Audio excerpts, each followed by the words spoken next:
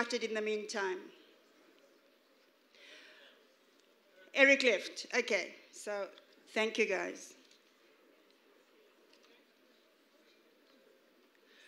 Right, I think what this morning set the context for the rest of the summit, but what this discussion is going to aim to do is to get down to the industry business. So I don't want to make terrible separations between the politicians and the industry and the professionals, but there's some stuff that we need to get done and that we need to set the tone with this next discussion session about where we are as an industry. And I think what I'm just going to reiterate is what the Minister said about looking forward to practical outcomes. So in our interactions and feedback and presentations, just please bear that in mind, practical outcomes that can point the way forward. He also said that until we understand how powerful we are as an industry, we can't progress as a nation. And I think that is worth reflecting on, because it is exactly what South Africans need to be reminded of.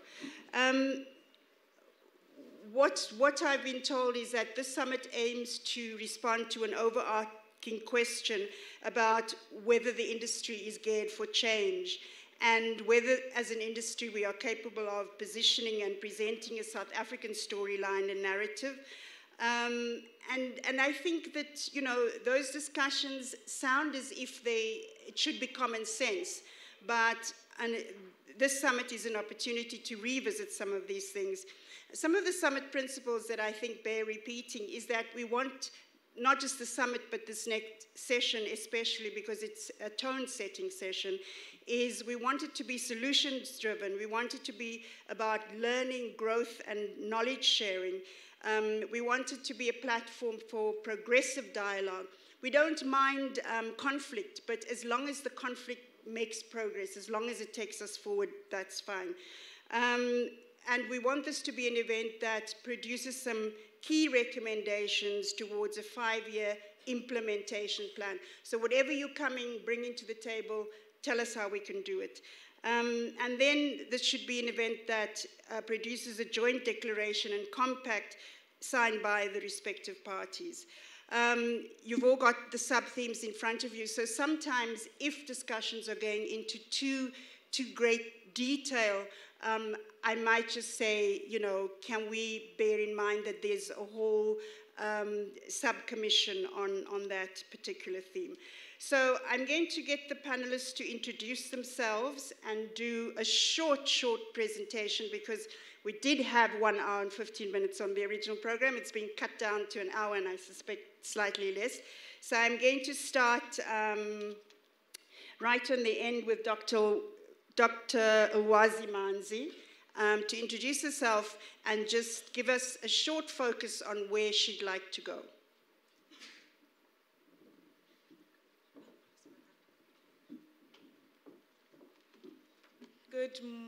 What is it, afternoon now already? Yeah, I'm hungry, so, okay. Good afternoon, everybody, and it is a real honor to be here amongst all of you wonderful industrialists. I know many of you, there are many I don't know.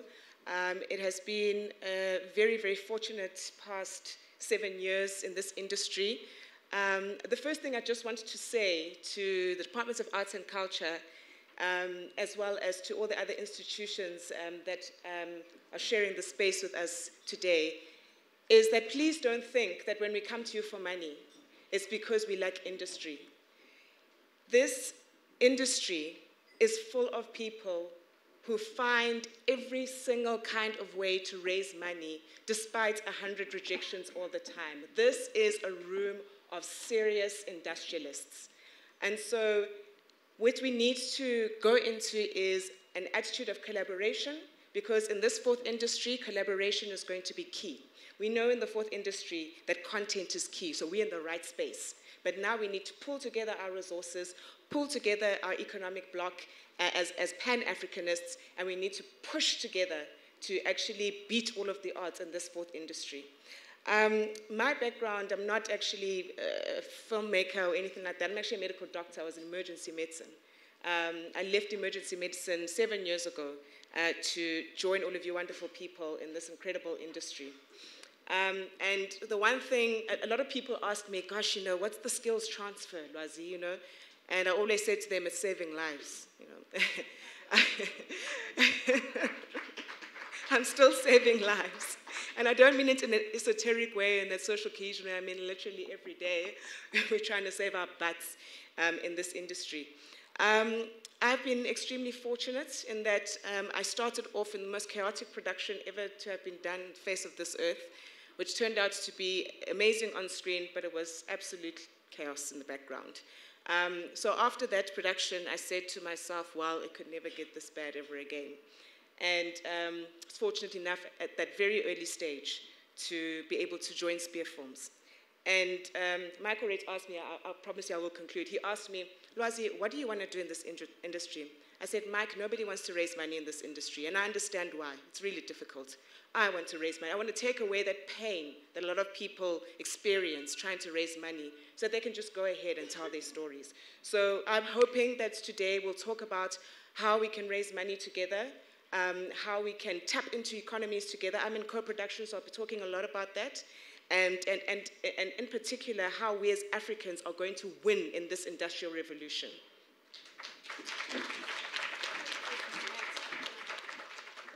Thanks, Dr. Lwazi Manzi, saving lives. Our next panelist, 2-minute introduction, focus, Obakeng Malope. Good day, my name is Obakeng. I am a filmmaker. So today what I want to focus on is, seeing that the adults have walked this path for us first, and that they walk their path in difficult conditions. So how can they help us, the youth, so they can pave the way for us and teach us what they've learned so we can get into the industry as well and have a taste of the pie. I watched the BBC and I saw robots, shooting the news. I was like, you know what, they took our job now.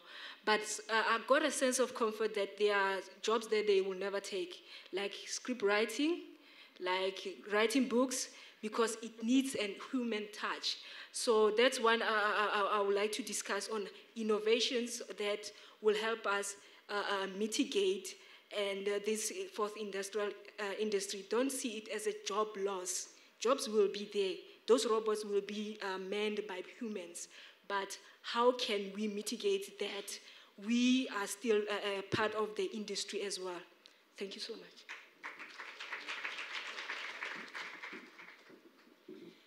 Thank you, Obakeng. A focus on the youth and innovation within the context of the fourth industrial revolution. Our next panelist will tell us a little bit about herself. Is Mpho Ntlatleng.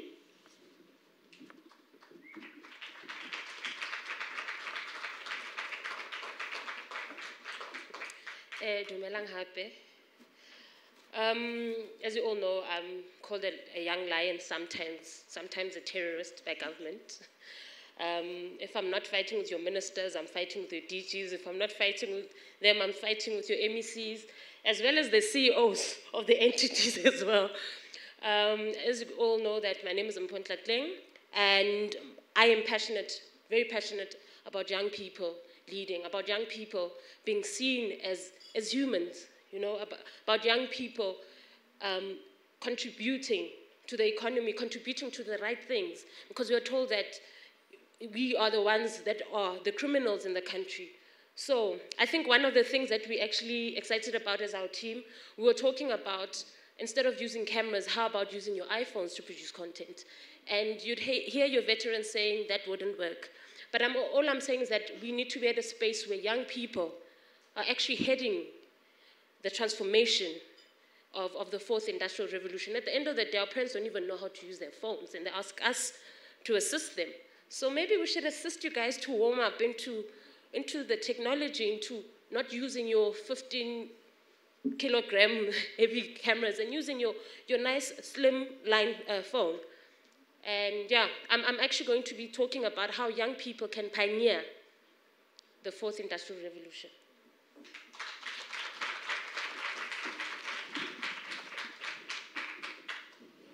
Thanks, Mpho. When somebody uses the term young lion, I think of the 70s, and I think you're too young to have been around when the first young lions were around. Our next speaker, and I'm so pleased to see him, and I hope he's going to bring us a bit of a continental and global feel to this discussion, is Balufu Bakupa Kanyinda.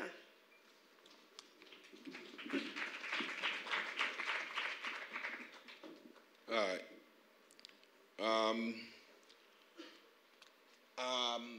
Having this room, many friends of mine, comrades, with whom I witnessed during these last 4 decades, all these questions.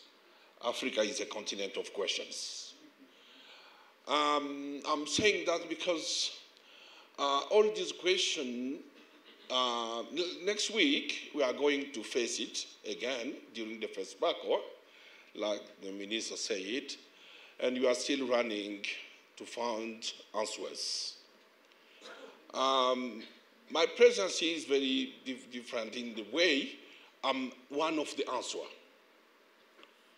We set up a co-production with an entity called Africa by Africa Studio, with 4 countries, 5 co-producers. And the question, very simple, is the African question again. How can you put 5 Africans from different countries together? And just this question is itself a summit, in the way that all these countries, South Africa, Nigeria, Congo, my country, Kenya, they never sign an agreement. But they have agreement with Canada, with Russia, with France. And as we know, we African people, we are colonized by image from outside. And even in our agreement, we are just the producers of this colonization. And to face the question of today is also to answer, to say to ourselves, the past was done like that, but now is time to have the courage to say, can we really work together and facing the question of content? You know, we are people who are dealing with money, but money need ideas, content. This is my part. I have producers to talk money. My work is content, ideas, how to put ideas together. And we have a lot of billions of ideas in this continent. And we can put these ideas together. But what is very difficult is to put African together. I think that this is the question really I want you to think about. How to put African together. Not to put African with France, with Russia, with Canada. You know, just how can we work together on an African narrative? Thank you.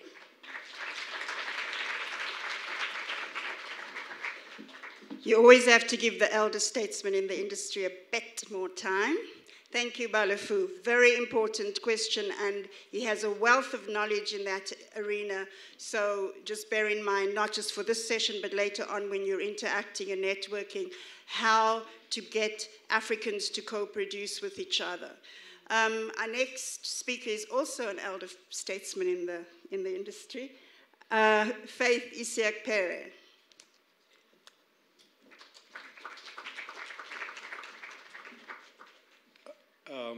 Hello, I'm Faith, and I am an African. I must be the lucky one because I know how to put Africans together. I've been doing it since 1979. There are 54 countries on the continent. In the last 40 years, I worked in more than 40 of them. And as currently speaking, I'm based in about 5 of them. and we continue to work all over Africa. But what I just want to say is three things. I want to quote Mandela, who says, "I am the product of Africa." That's very important. And Miriam Makeba, who says, "Let us learn how to love ourselves first." And Bob Marley says, "None but ourselves shall free our minds." The reason why I've given those three is that Africa is my home. Nigeria is my village. Africa is my home. Nigeria is my village. And nobody is ever going to tell me where to be on this continent. And I will continue to work with everybody and anybody. And our story have always been told by others. In the case of South Africa, by whites. What kind of people let their story be told by others? So I'm glad that I'm here. I will continue to work around the continent. Right now, the Zanzibar International Film Festival is the platform for the continent. I am the new CEO of the festival, and we said it must be a truly Pan-African festival. So I am here to listen, telling the African story. But we must remember you are here today because you are the product of Africa. Thank you.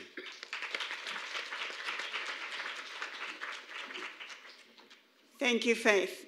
And our last panelist, and just bear in mind, as you listen to each one of them, you know, we have various areas of expertise presented on the stage that not just the session for the next 2 days that you can engage with as you go along.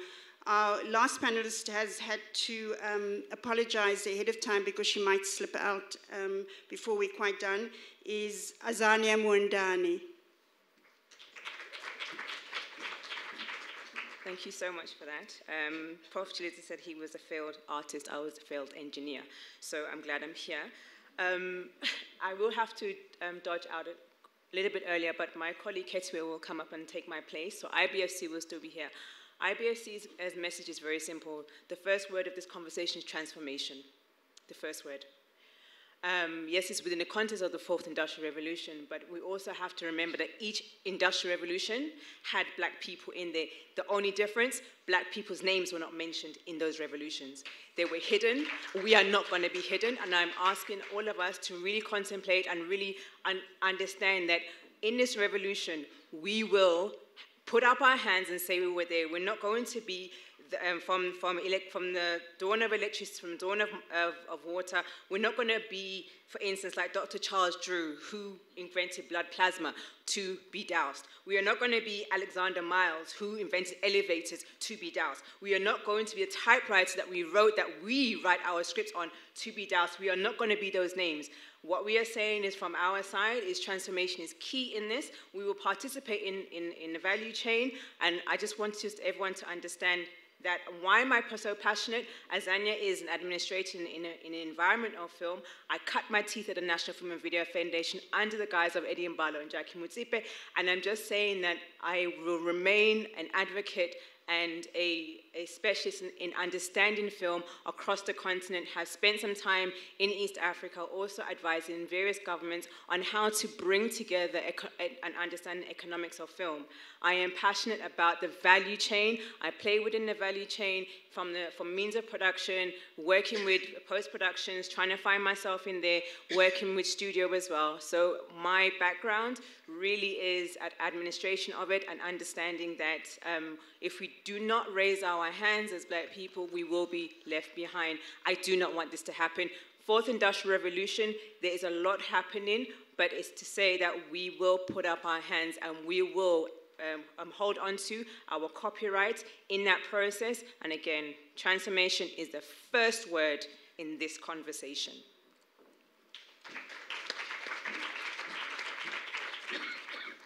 Thank you, Azania. So there you have it. We have on the panel youthful passion. We have veterans of the industry. We even have a medical doctor who has discovered the healing power of storytelling. We have gender representation. We have Africans from around the continent. So at this stage, I'm going to break from the running order that we had and rather come to you as the audience, because I think you've been sitting very quietly and beautifully the whole morning. And so I think it would be great to get some interaction. And what I'm going to ask you to do is, can we have the first round just questions? The next round, if you have comment or feedback or something that you feel really, really needs to be said at this stage, we'll have that in the next round. So the first round, only questions, and questions focused at the panelists, especially in the areas that they have briefly outlined. We haven't given them much time, but I'm hoping that with the questions, we can incorporate both your questions and paying respect to our panelists who have given up their time to be here. So who's with the mics and who's passing around the microphones? The guys, there's a brother at the back, they're passing around microphones. So can we have the hands of the people who want to ask the first round of questions, please? Okay, there's a brother in the front here. And there's a sister in the cream coat. 1, 2, we'll take 3 or 4 at least. Afternoon, everybody. My first question goes to Azania. And what I'd like to find out is, how can we actually start telling the true South African story? Not when Jan van Riebeeck got here, but how can we start accessing knowledge and information? Because I feel like once Africans know where they come from, we have more ideas, more stories, and that's the true South African story. How do we tell the story of Azania? And, how do we tell the story of Azania? And my second question goes to the doctor. Sorry. My second question goes to the doctor. One question per person. Thank you. Just almost fell asleep there. It's not. Okay, now it's on. I have to ask this before Azania leaves. My name is Juliet Miabo. My concern, and the question goes towards Azania and everyone else, is how do we get to a united African voice in film when we do not have a united African consciousness? And this is based on the fact that our histories, we have Jan van Riebeeck to deal with, whilst Nigeria might be now at the point where they can laugh at themselves while we're still trying to recover from Jan van Riebeeck and others. The united African consciousness, how are we going to get to that, and how are we going to actually communicate that? Very important question. Can we have at least 2 more questions, please? Somebody else? Is somebody here in the middle? At the back? Way at the back, there's a red shirt hand going up.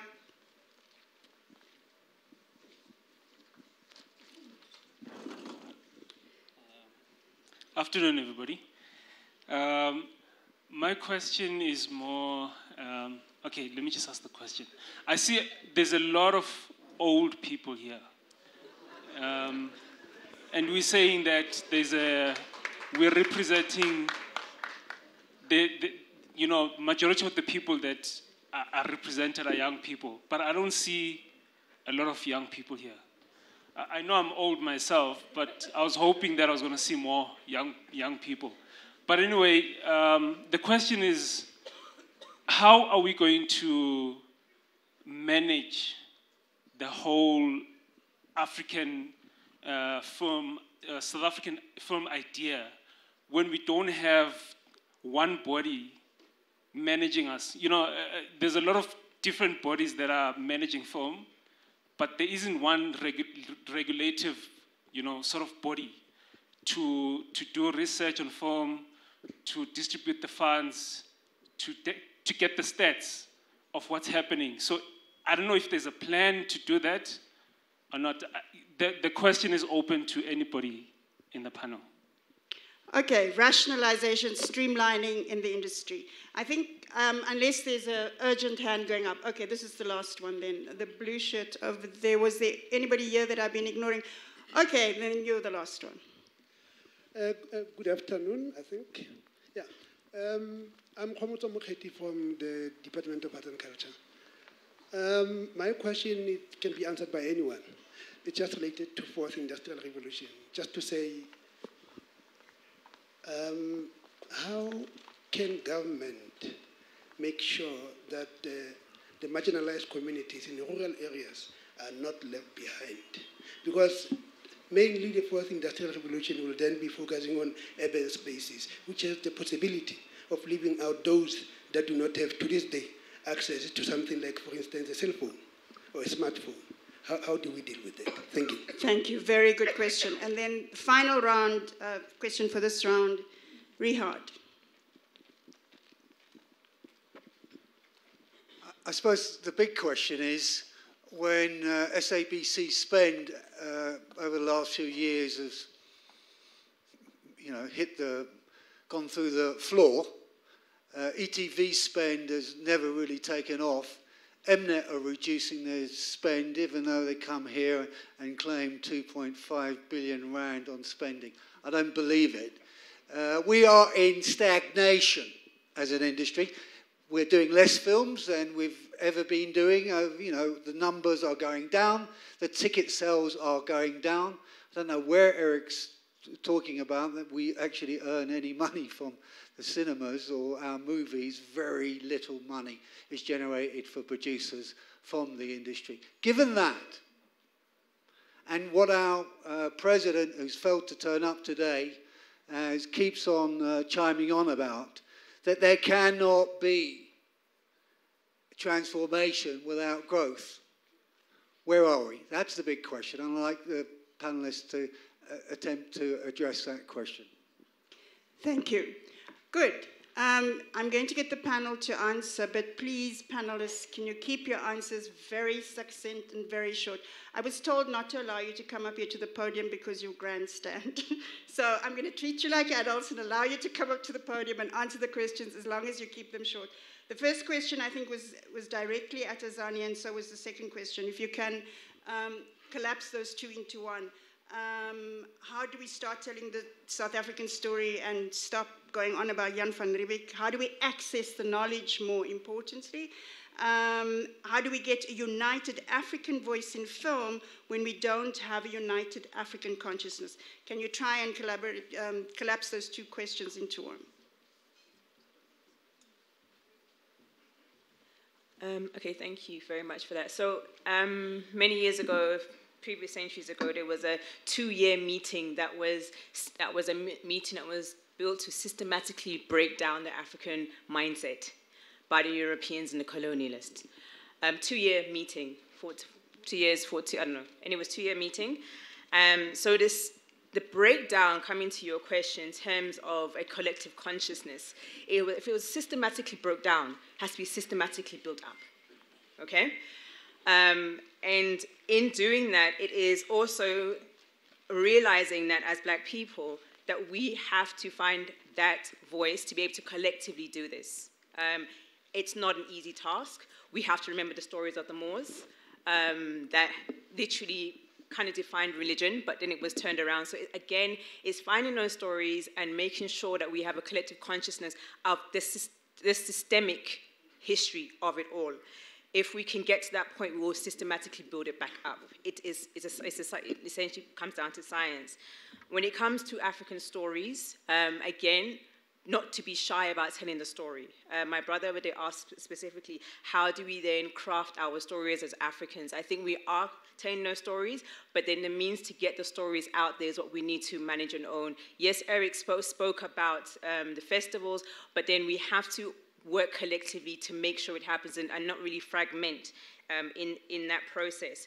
This is why where the revolution really starts to speak to it through digitization, over 30% of the global community have access to social media and cell phones, right? Which means that we have the ability to be able to tell our stories for ourselves and own those rights to those stories. So don't be shy in just telling the story. And like our sister said, we can use those mediums of cell phones to be able to tell those stories. Again, if we look into the science of it all, within the revolution, it starts to say that you can break down your story and build it right back up again. But essentially, the system of it has to be built up systematically for us to be able to respond to global needs. But the story, again, is essentially we have to boldly tell the story without fear and without favor, and participate equally on that one as well. And then just to speak to the brother in the red shirt, you spoke about overarching organizations. The department are working, I think, on white papers, but also within what we're trying to do at the IBFC is to be able to advise government with that. And I think also need to thank Arts and Culture and DTI in supporting us in making sure that we can have an organization that looks at Black participation across the value chain, so we can engage upon those as well, also with what government is trying to achieve.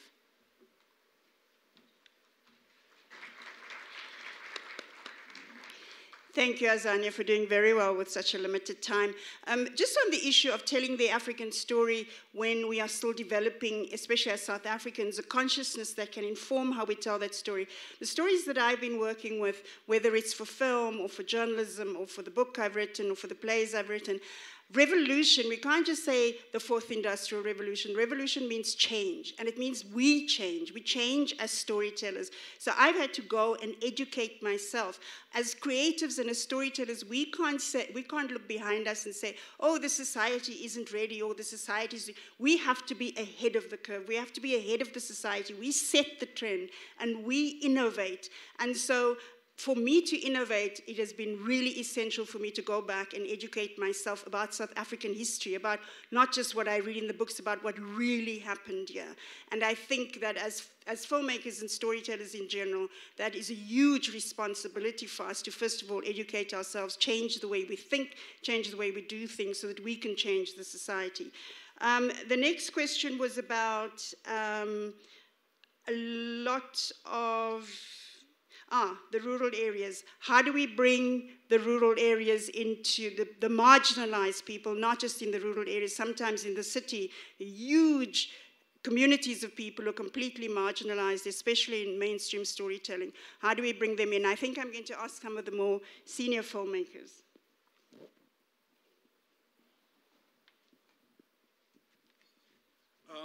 I can answer that by using the Nigerian experience. Because in Nigeria, there's over 200 million of us, and over 100 languages, not dialects, 100 languages. But we have, terrestrially, we have, on the last count, we have 103 terrestrial television, 103, which means that anybody could have the story told in their mother tongue, and they are able to see that story. They don't necessarily have to see it in cinemas, but they will see it somewhere on television very, very close to them, or on the DVD. And it's very important, because what also happened is that because we have so many languages, everybody wants to hear their own mother tongue. So storytellers will always have to tell the story in their mother tongue. And so for me, is that we need to find a way to get our story to our population. It doesn't only need cinema. So government has got to create platform where we own, the people own all the spectrums, so that if somebody comes from a rural village and they want a TV license, or a radio license, give it to them, because that is the only way that the rest of the community are going to be able to see themselves. And to answer one of the people earlier as well, I think the African story is that each morning, I don't know, when I look at myself in the mirror, all I see is an African. It is that simple. You know, you can only tell the story you know about, and all I know about is Africa. And for the one criticizing, there's still a lot of oldies here. Yes, I think it is good that there are a lot of oldies here, but just when I was young, I learned from a lot of oldies.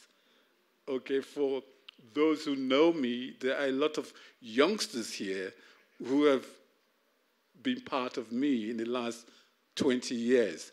XT is one of them, you know. And so all the oldies, our job now is to make sure that we have a lot of youngsters working with us at all times. Thank you.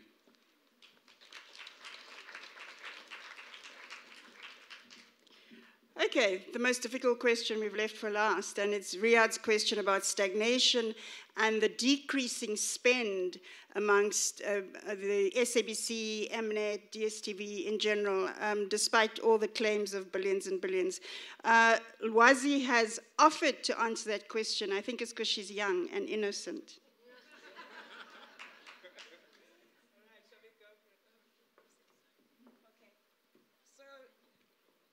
I'm young and innocent, so SASFED made me the head and they send me out to say what they want to say. So if you want to throw stones, where's all the SASFED members? Stand up. There we go. Stand up, and you can throw stones at them as well. But let me tackle the industry body thing.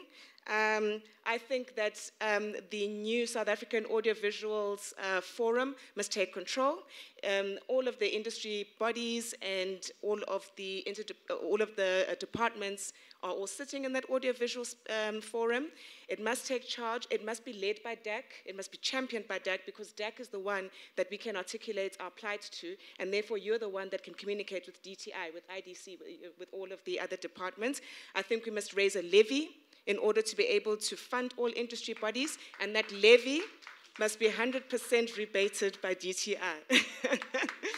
So I'm glad Ma'am Nelly's here, but no, really, you know, we can no longer afford to run these industry bodies on a volunteer basis. I think it's very clear that we are in an industry that requires a lot of moving parts. We need a lot of legal work. We need a lot of fiscal work that needs to go into all of these organizations. We can no longer do them with volunteers. So I think in terms of that could be a solution which we can unpack during the commissions.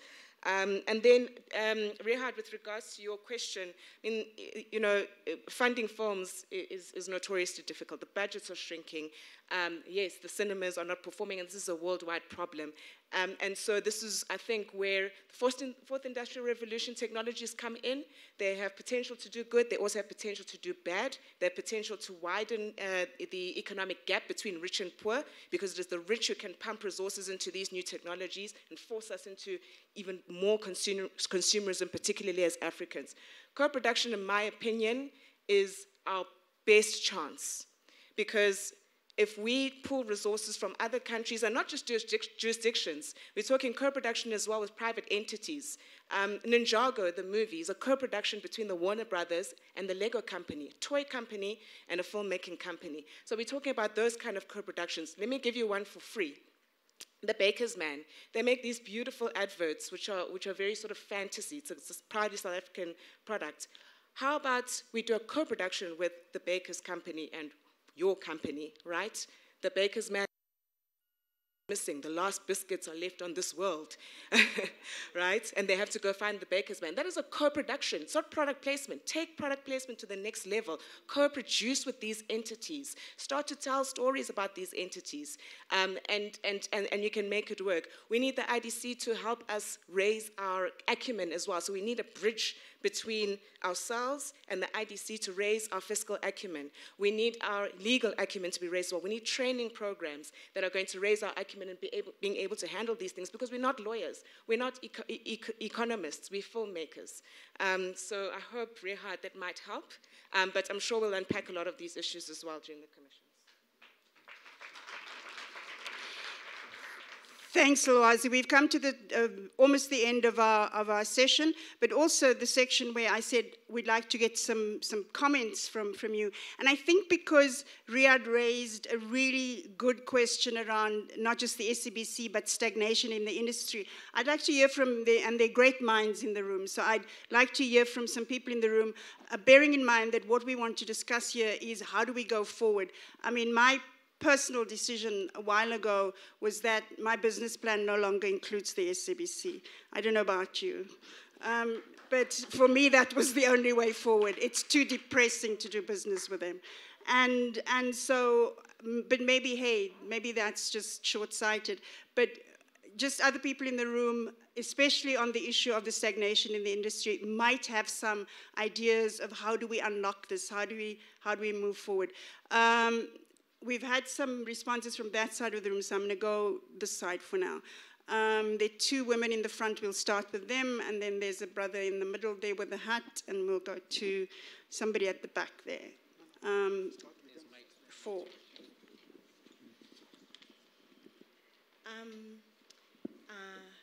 I just want to talk about the fourth industrial revolution. I think that one of the things that hasn't been really said about the fourth industrial revolution is that it's an opportunity for the creative industries. If we look at Singapore, if we look at Korea, if we look at Denmark, there are a number of countries who have really placed the creative industries in a position where they think, when you look at the statistics, they say 47% of jobs in the US will be lost in the creative industries. But they say that the creative industries in the UK and the US, of highly creative jobs, 87 of those won't be touched. So we have an opportunity to really grow our industry because we're going to be one of the least affected industries. And for the first time, we're not going to be in attrition. We're going to be in demand because there are going to be so many people unemployed. They're going to need to be made happy. And the only way they're going to be made happy is by us creating content for them to watch. So I think that there's an opportunity in the fourth industrial revolution. And it's not just technological, because they can't get rid of creative minds. Lovely. We have 10 minutes, so great feedback. The opportunity created in the fourth industrial revolution.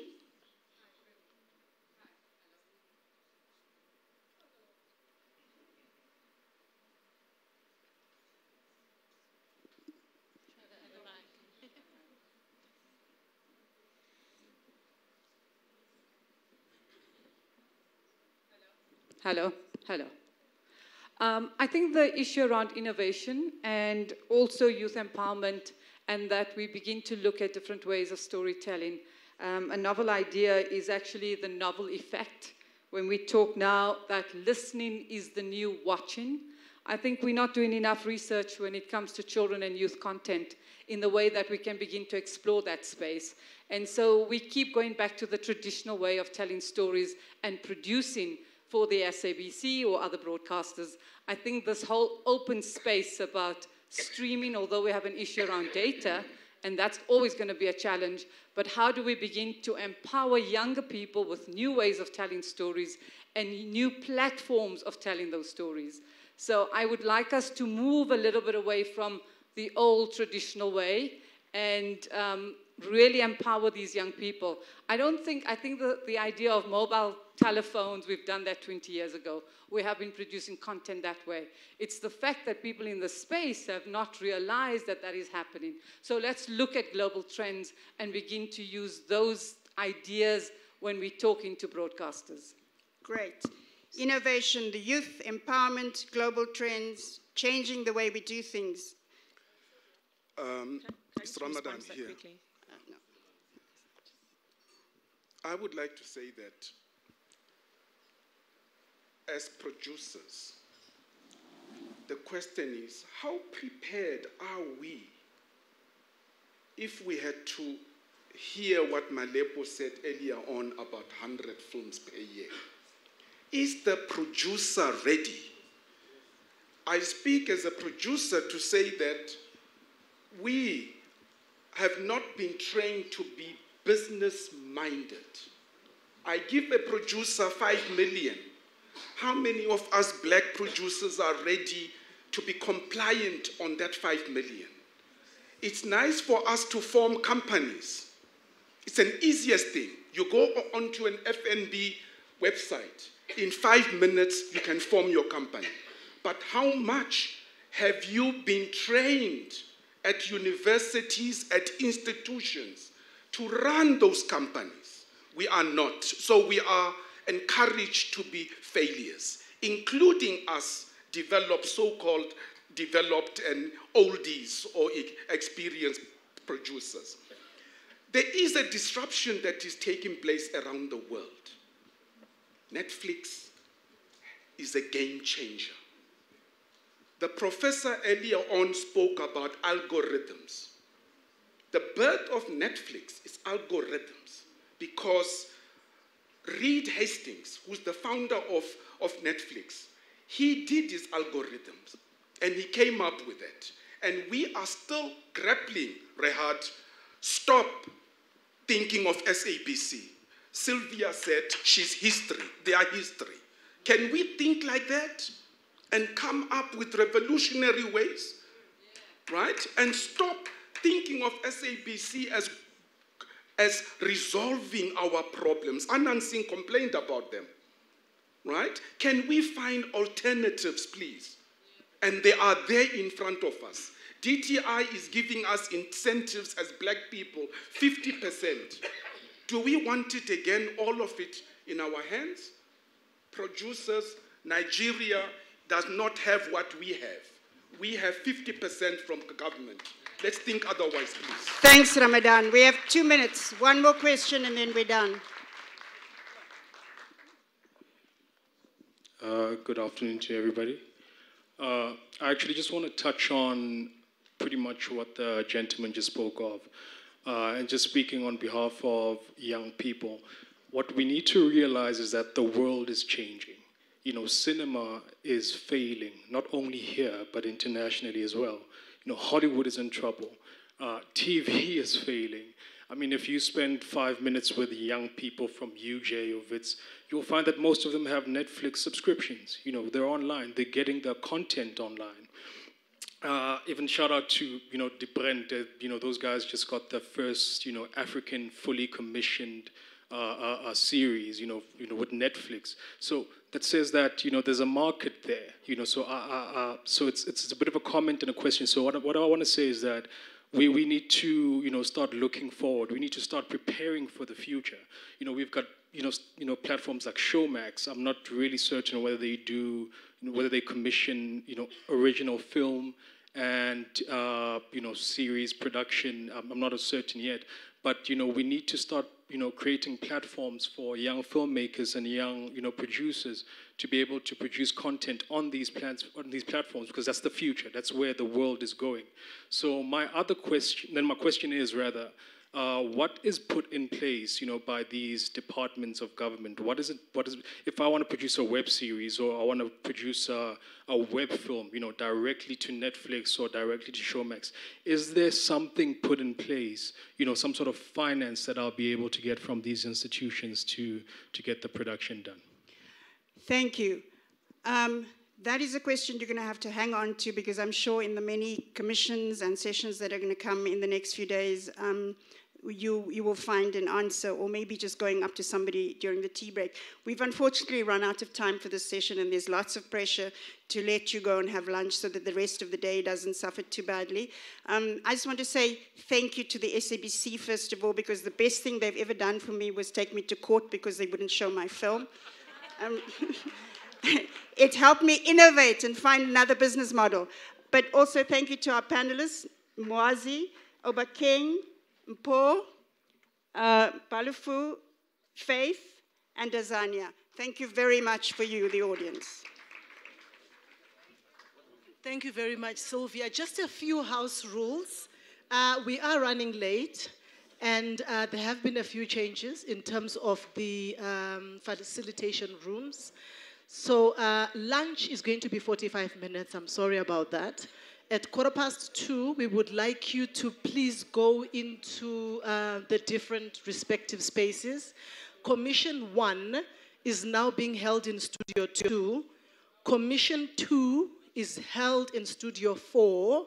Commission 3 is Studio 5 plenary. Commission 4 is Studio 3. Commission 5 is Studio 6. Next to plenary, we have ushers outside who are going to show you where the lunch is being served. Thank you very much.